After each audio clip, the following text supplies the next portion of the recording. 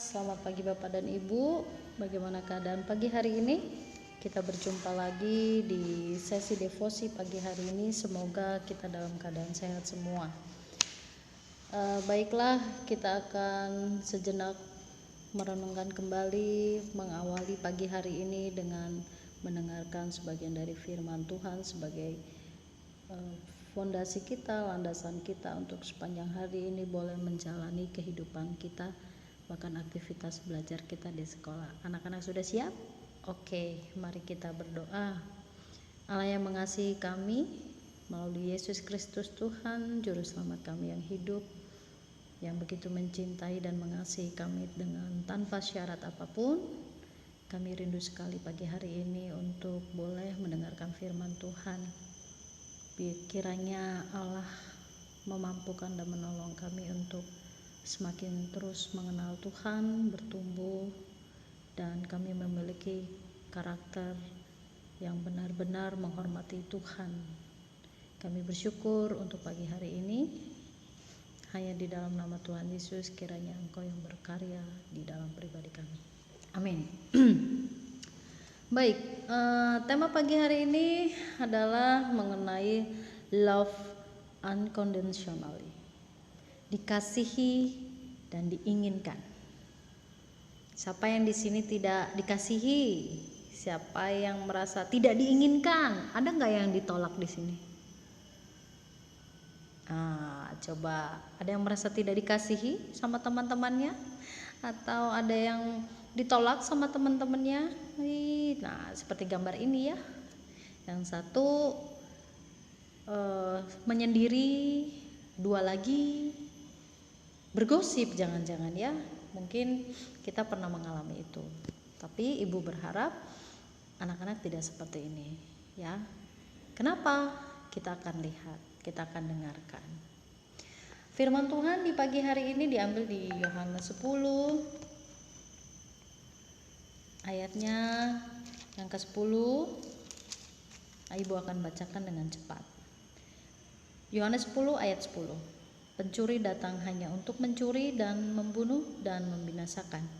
Aku datang supaya mereka mempunyai hidup dan mempunyainya dalam segala kelimpahan. Ayat 27.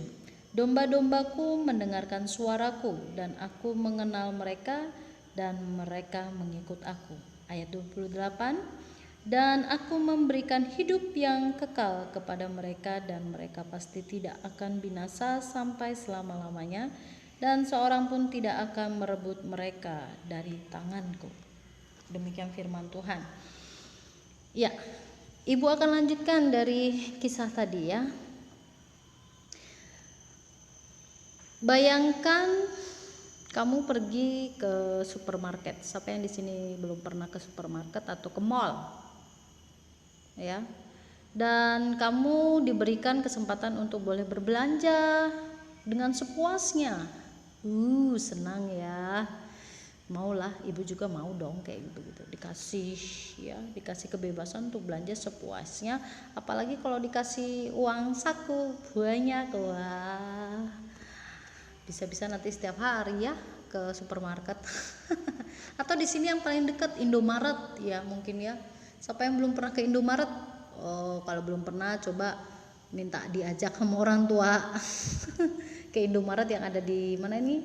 Palputi, atau yang ada di yang terbaru nih di daerah Malangsari ya. Nah, boleh, atau yang di daerah Miwon, Pugung itu pasti ada ya. Di daerah-daerah sekitar kita ini ada ya, mal-mal kecil. Mal-mal kecil bukan ya, tapi supermarket, mini market kecil ya. Oke, bayangkan sekali lagi ya, bayangkan kamu pergi ke supermarket dan kamu diberikan kesempatan untuk boleh berbelanja sepuasnya. Kira-kira apa yang akan kamu beli saat itu? Kira-kira apa ya? Kalau kamu dikasih kebebasan disuruh belanja sepuas-puasnya. Wah, kalau ibu jadi kamu, pasti ibu akan banyak banget yang ibu belanjakan ya. Nah, coba kamu pikirkan dan jawab sendiri ya di dalam hatimu ya. Apakah ada di antara kamu yang akan membeli yang tidak kamu sukai? Kamu ada nggak beli sesuatu yang kamu nggak suka? nggak mungkin ya. Pasti kamu akan beli sesuatu yang kamu sukai, ya kan? Betul, ibu juga begitu, sama kita ya. Yang tidak menarik atau yang tidak sedap rasanya bagimu, itu tadi ya, tidak disukai, tidak menarik, tidak sedap rasanya buat kamu ya.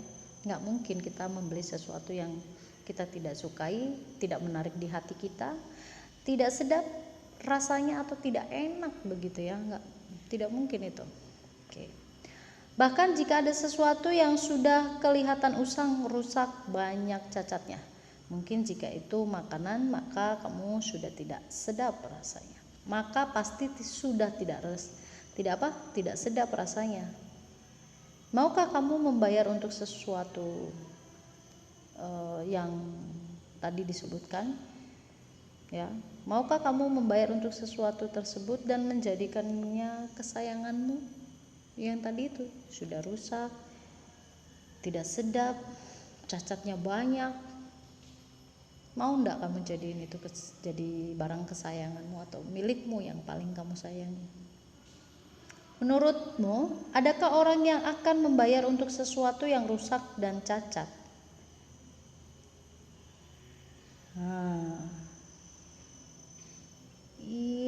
Iya.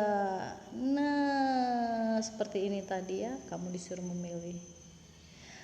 Menurutmu, adakah orang yang akan membayar untuk sesuatu yang sudah rusak, bau, cacat, kacau,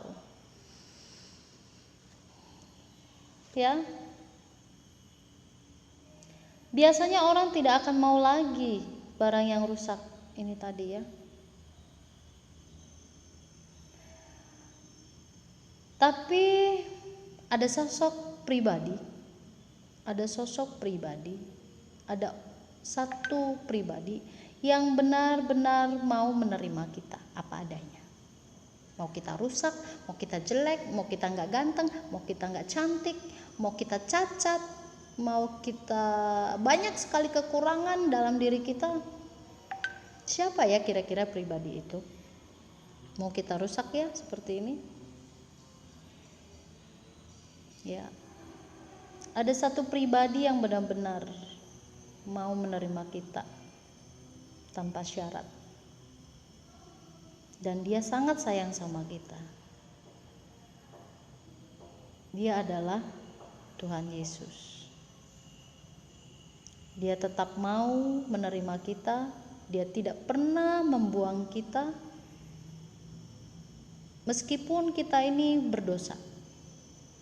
Ya, meskipun kita ini sudah manusia paling berdosa lah pokoknya.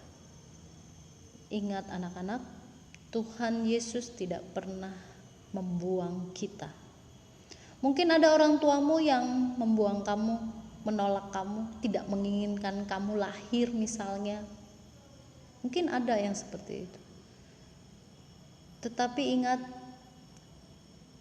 ada satu sosok pribadi, yaitu Tuhan Yesus.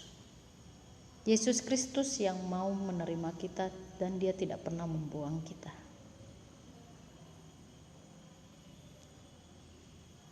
Lihat gambar ini. Ketika Allah menciptakan kamu, devosi kita kemarin di hari Selasa. Ketika Allah menciptakanmu menurut gambar dan rupanya, dia juga memberkatimu, memberkati ibu, memberkati kamu, memberkati orang tuamu, memberkati orang-orang yang kamu kasihi, semua tanpa terkecuali. Orang jahat bagaimana, Bu? Ya tetap aja sih Tuhan akan berkati.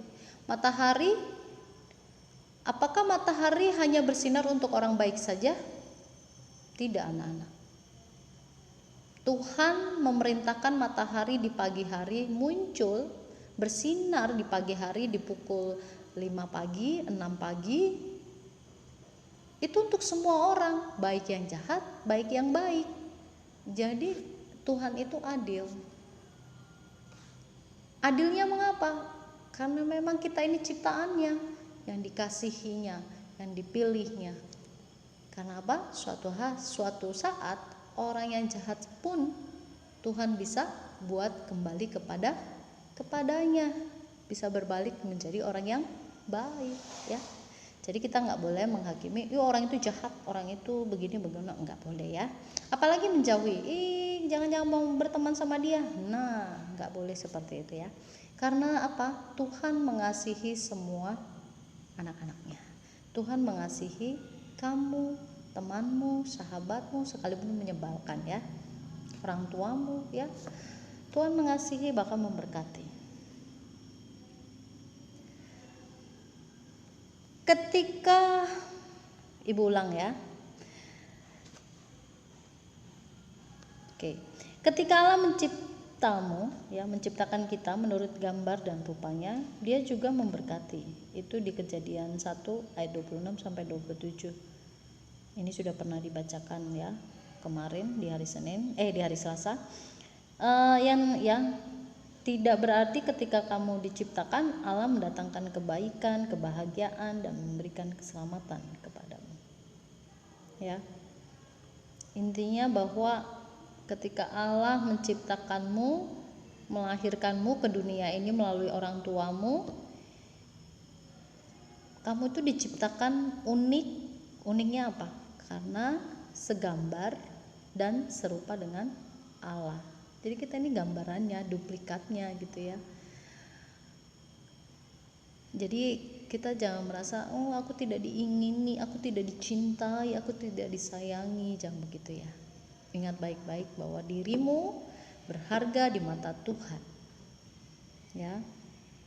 Tetapi iblis, nah ini kerjaannya si iblis. Ya, si iblis itu suka banget yang namanya mengintimidasi. Apa itu mengintimidasi? Menakut-nakutimu, membuat kamu merasa apa? Aku tidak disayangi, aku tidak dicintai, aku ditolak sama temanku, sahabat-sahabatku membuli aku, ngejekin aku, sahabat-sahabatku menjauhiku. Itu pekerjaannya si iblis itu sebenarnya ya. Iblis adalah pencuri yang selalu berusaha menculik kamu dari Tuhan. Supaya apa? Kamu akhirnya tidak dekat lagi dengan Tuhan. Jadi kamu lebih dekat dengan iblis. Iblis itu kan identik dengan kegelapan, kejahatan, hal-hal yang tidak baik. Itulah pekerjaan iblis. Dia ingin supaya apa? Suatu hari nanti kamu akan ikut dengan iblis dan kamu ikut masuk ke neraka. Ayo, mau ke sana? Mau ikut iblis? Nah, itu yang harus kamu ingat ya. Tapi iblis adalah pencuri yang selalu berusaha memutarbalikkan kebenaran mengenai berkat yang kamu peroleh dari Allah untuk dapat menculikmu dari Allah dan kamu menjadi musuh Allah. Itu tujuannya ya. Mau gitu kalian ini bermusuhan sama Tuhan? Ibu nggak mau. Kenapa? Karena nanti kalau musuhan sama Tuhan, ibu nggak bisa balik lagi ke rumah Bapa di sorga. Baliknya masa ke neraka. Di neraka nanti dihukum selama-lamanya. Mau gitu dihukum terus seperti orang yang dipenjara gitu karena berbuat kesalahan, berbuat dosa. Di dunia ini ada anak-anak ya, orang yang berbuat salah, berbuat kejahatan, maka dia secara hukum akan dimasukkan penjara. Nah, kayak begitu kita. Iblis maunya kita di penjara, dihukum selama-lamanya. Kalau di dunia memang tidak selamanya ya anak-anak ya. Tapi setelah kehidupan, di dalam kehidupan ini ada dua anak-anak. Ada kehidupan yang saat ini kita sedang hidup, dan setelah ada kehidupan ada kematian. Semua orang pada akhirnya nanti akan mati dan akan diadili sesuai dengan perbuatannya.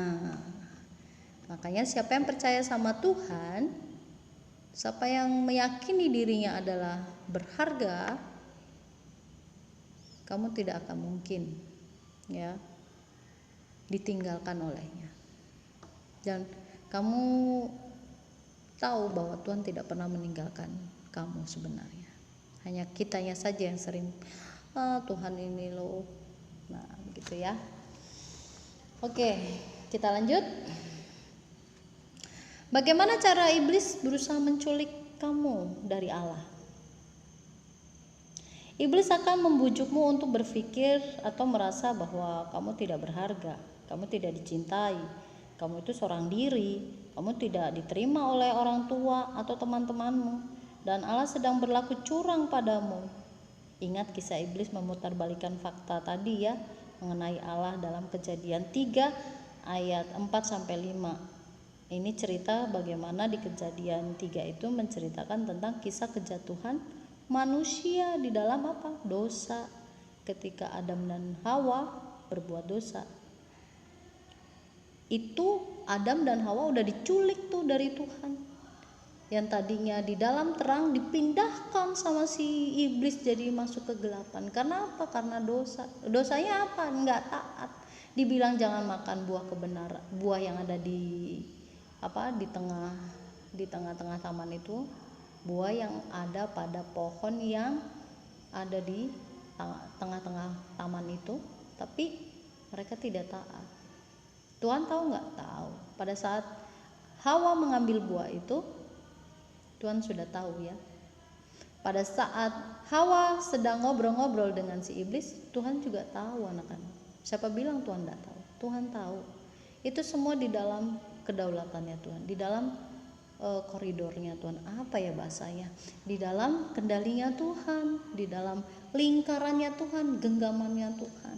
Tuhan tuh tahu ya apa yang akan terjadi terhadap Adam dan Hawa, itu sudah tahu ya. Nah, ibu lanjut ya. Mengapa iblis menggunakan cara demikian? Karena iblis ingin membuat kamu lupa bahwa kamu itu baik, kamu itu berbahagia, kamu itu diterima sejak kamu diciptakan, bahkan sejak kamu ada di dalam kandungan ibumu, masih dalam bentuk benih janin, sampai kamu besar 9 bulan di dalam kandungan ibumu, lalu kamu keluar ya. Itu yang harus kamu ingat anak-anak ya, bahwa kamu itu baik. Karena apa ibu bisa mengatakan itu? Karena pada mulanya Allah menciptakan manusia itu baik adanya. Pada dasarnya semua manusia diciptakan baik ya. Nah, lalu kamu itu berbahagia ya sejak kamu diciptakan. Kamu dikasihi, dan bahwa Allah selalu menyatakan kebenaran yang menyelamatkanmu ya. Ingat itu ya. Apa buktinya? Allah menginginkan dan mengasihiku, mengasihi kamu ya. Sejak manusia berdosa ya, sejak manusia berdosa, manusia menjadi musuh Allah. Ini ibu langsung ya. Manusia menjadi musuh Allah. Manusia lebih memilih bujukan si iblis atau pencuri tadi ya. Namun kasih Allah sebagai pencipta, pemilik hidup, tidak membiarkanmu diambil oleh iblis.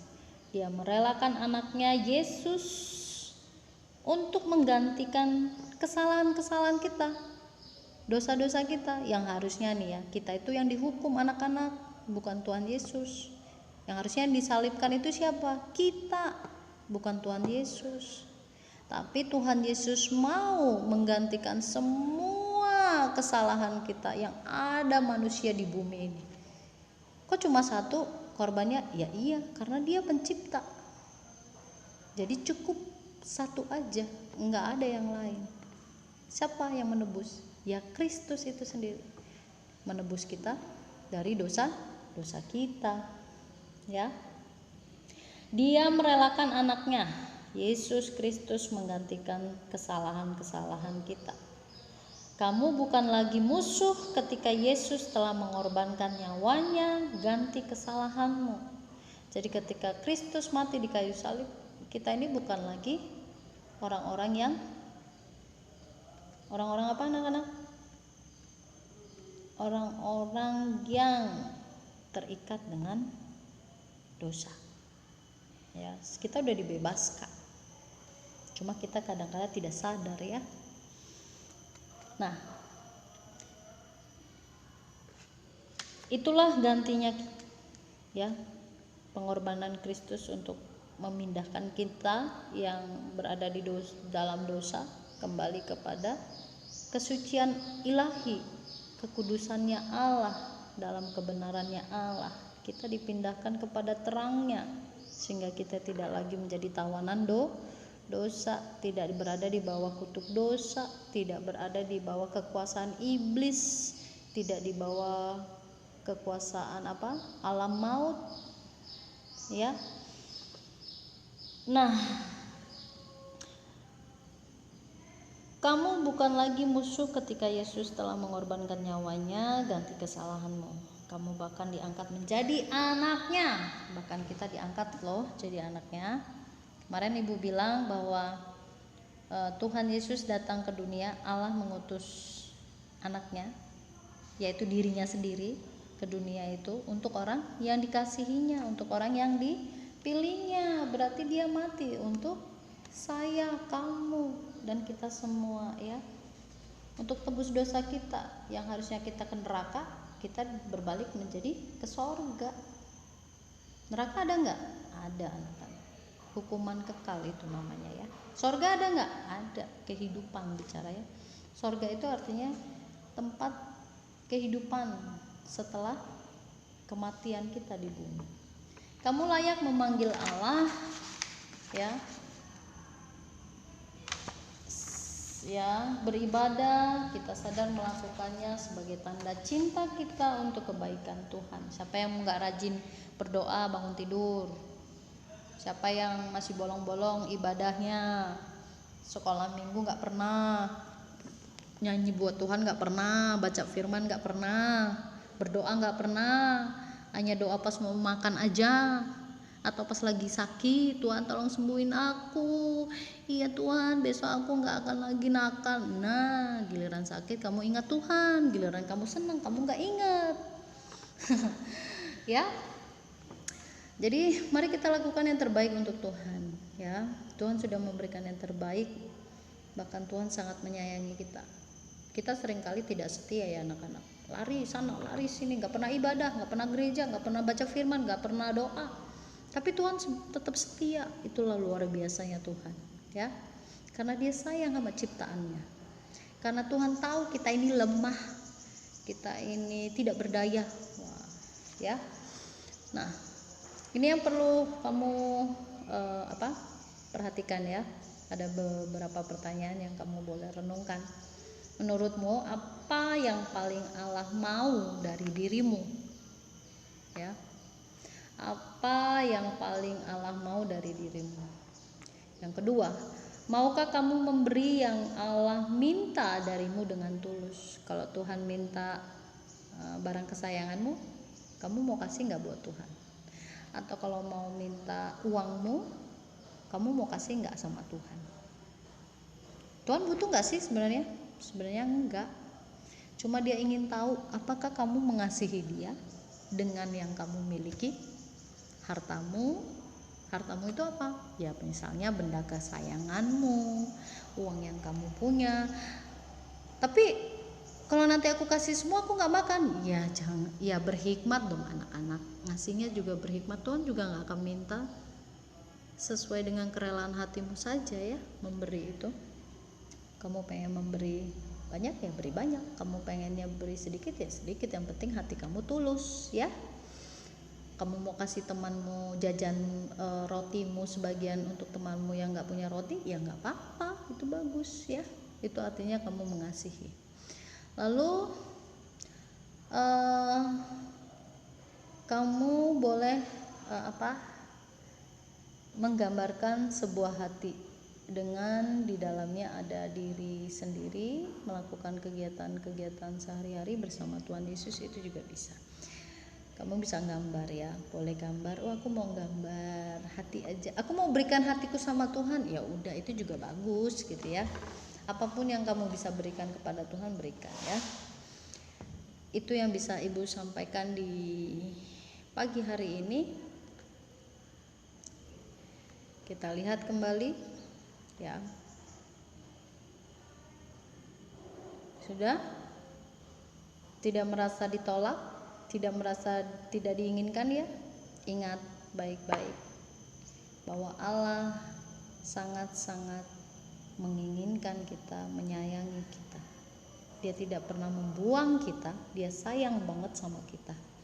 Mari kita berdoa. Tuhan, kami sadar bahwa kami dicipta untuk selalu merindukan Engkau. Ajar kami merindukan Allah dengan cara yang benar, melakukan yang Allah mau, bukan yang kami inginkan. Kiranya kebenaran-Mu hari ini semakin membuat kami setia dan taat dalam mengikuti Engkau. Dalam nama Tuhan Yesus Kristus kami bersyukur untuk pagi hari ini. Amin.